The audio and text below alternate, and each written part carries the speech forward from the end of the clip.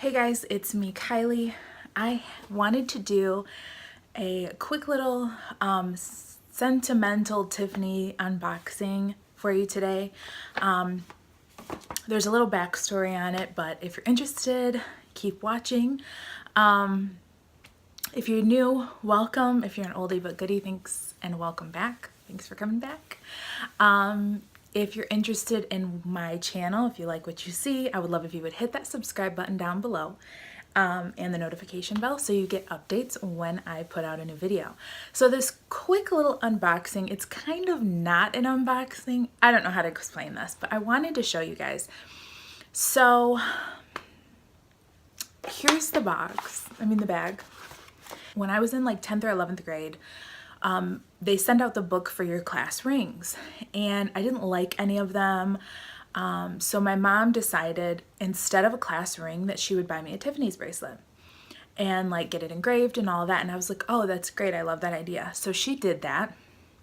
And so that was what, probably close to 15 years ago. That's scary to say, but somewhere around there.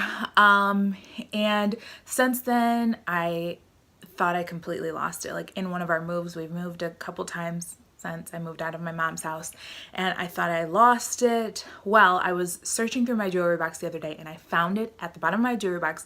It was tarnished beyond belief. Like I was like, there's no way they're gonna be able to clean this up. So I took it to Tiffany's, and I also needed it resized because I was much smaller in high school than I am now. So I took it to Tiffany's. I sent it to get resized or added links and cleaned, and you guys, when I got it back, I almost died. Like I was like, could not believe how amazing it looks. It looks like a brand new bracelet. So let's show you what I got. So here's the little bag. And I did try it on in the store. That's why it's not really an unboxing.